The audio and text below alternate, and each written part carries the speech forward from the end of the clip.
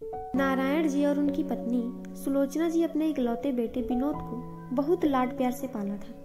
अपनी सीमित आमदनी में भी खुद की इच्छाओं को दबा बेटे की हर इच्छा पूरी की थी उन्होंने।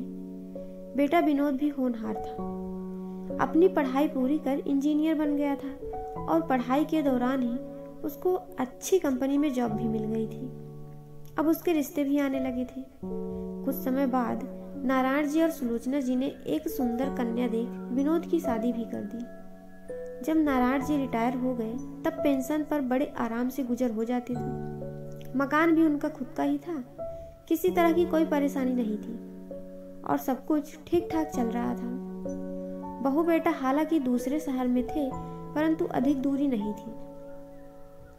ट्रेन से बस 2 घंटे में आ जा सकते थे। वे लोग हर एक त्योहार माँ पापा के पास आकर ही मनाते थे। फोन पर भी रोज ही बात हो जाती थी। कुछ समय बाद बहू की डिलीवरी होने को थी।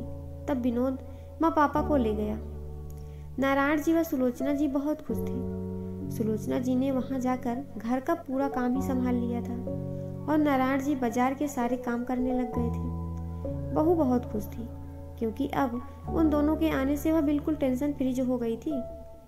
सारा काम घर का तो हो या बाजार का उन्होंने संभाल लिया था। कुछ समय बाद बहू ने बेटे को जन्म दिया। अब तो बाबा दादी की खुशी का ठिकाना ही ना था। वे दोनों मानो फिर से युवा हो गए हों। सुलोचना जी सुबह जल्दी उठकर किचन में लग जाती और नारायण जी भी साथ में कुछ ना कुछ काम कराते रहते, जैसे कभी सब्जियों को काटना और कभी चाय बनाना आदि।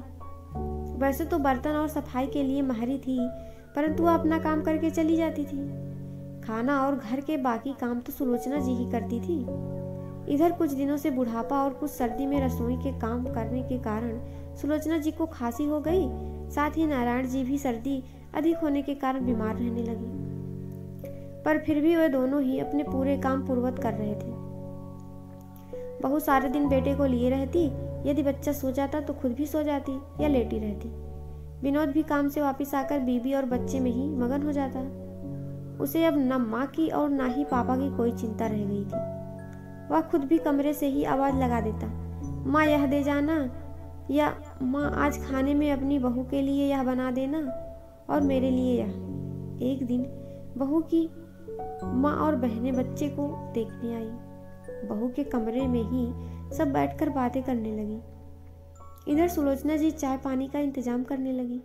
चाय नाश्ता कमरे में रख वह लौट आई पर किसी ने उनसे बैठने को भी नहीं कहा। सुलोचना जी कुछ देर बाद नारायण जी को चाय देने बहू के कमरे के सामने से गुजरी तो उनके कानों में बहू की माँ की आवाज सुनाई दी, जो कह रही थी, वाह बेटी, तुझे तो 2 रोटी में ही काम करने वाली बाई मिल गई और साथ में बाजार के काम को नौकर भी। और बहू के साथ सभी जोर जोर से हंस पड़े। यह सुन सुलोचना जी तो दंग रह गई। उसे बहू के सारे खेल समझ आ गए। उसने नारायण जी से सब कहकर तुरंत वापस चलने के लिए कहा और वे दोनों अपना सामान बांधने लगे। इधर बहू की माँ और बहन चली भी गई पर सुलोचना जी से मिलने भी नहीं आई तो नारायण जी को भी बहुत बुरा लगा। वह उसी समय स्टेशन के लिए ऑटो लेने चले गए। जब तक ऑटो आया तब तक विनोद भी घर आ चुका था।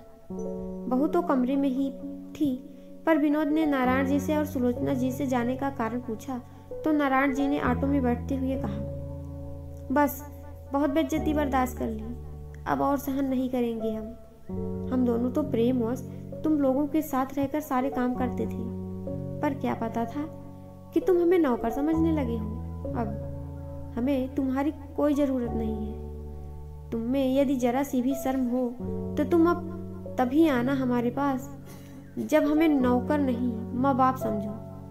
यह कहे वे दोनों ऑटो में बैठ चले गए। विनोद कुछ बोल ही नहीं पाया उनसे। जब वह अंदर आया तो पत्नी को बिस्तर पर बैठे देख बोला, कर दिया ना सब गुड़ गोबर। मैं कहता था कि इतना प्रेशर माँ पर मत डालो, पर तुम तो खुद को बहुत होशियार समझती हो। अब करो पैसा खर्च और रखो मैड। कहकर उसने अपना सिर पकड़ लिया।